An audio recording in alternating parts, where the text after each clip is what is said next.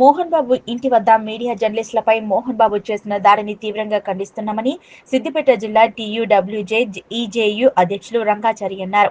మంగళవారం జరిగిన దాడిని మీడియా మీదనే జరిగిన దాడిగా భావించడం జరుగుతుందన్నారు. జర్నలిస్టులపై మోహన్ బాబు చేసిన దాడిని నిరసిస్తూ సిద్దిపేటలో ప్రెస్ క్లబ్ నుంచి పాత బస్టాండ్ వరకు జర్నలిస్టులు ర్యాలీ నిర్వహించి నిరసన తెలిపారు. ఓ ఛానల్ కు చెందిన మీడియా ప్రతినిధిపై మోహన్ బాబు దాడి హత్యాయత్నం చేయడానికి ప్రయత్నించినట్లు పేర్కొన్నారు. మోహన్ బాబు సినిమాల్లోనే విలన్ కాదు, నిజ జీవితంలో కూడా విలన్ అని మండిపడ్డారు. ఇది అప్రజాస్వామిక చర్య అని, పత్రికా స్వేచ్ఛని హరించడమేనని రంగాచారి ఆగ్రహం వ్యక్తం చేశారు. మోహన్ బాబు ఆ రౌడీయిజం ప్రదర్శించారన్నారు.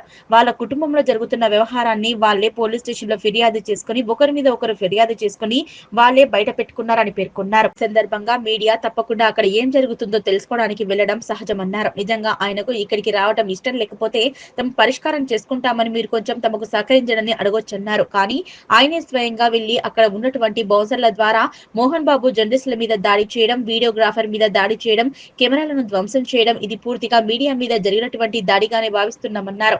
ఆయన మీద హత్యాయత్నం కింద కేసు నమోదు చేసి అరెస్ట్ చేయాలని డిమాండ్ చేశారు. ప్రభుత్వంలో ఉండే పెద్దలు కావచ్చు, పోలీసులు కావచ్చు, ఇట్లా జరిగినప్పుడు తాత్కాలికంగా 4-5 రోజులు హడావిడి చేయడం, తర్వాత వదిలేయడం జరుగుతుందన్నారు. ప్రజాస్వామ్యాన్ని కాపాడాలి, పత్రికా స్వేచ్ఛను కాపాడాలని, చట్టాన్ని పరిరక్షించాలన్నారు. ఆయనను ఖచ్చితంగా జైల్లో పెట్టాలని డిమాండ్ చేస్తున్నామన్నారు.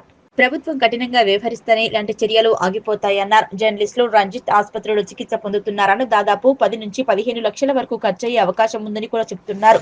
మోహన్ బాబుపై చర్యలు తీసుకోవాలని, మోహన్ బాబుకి ఇచ్చిన పద్మశ్రీని వెనక్కి తీసుకోవాలని జర్నలిస్టులు డిమాండ్ చేశారు.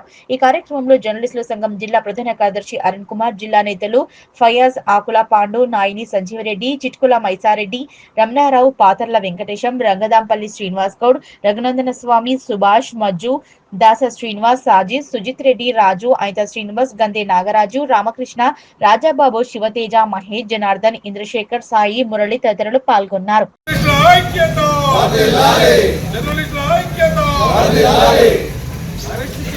మోహన్ బాబు వెంటనే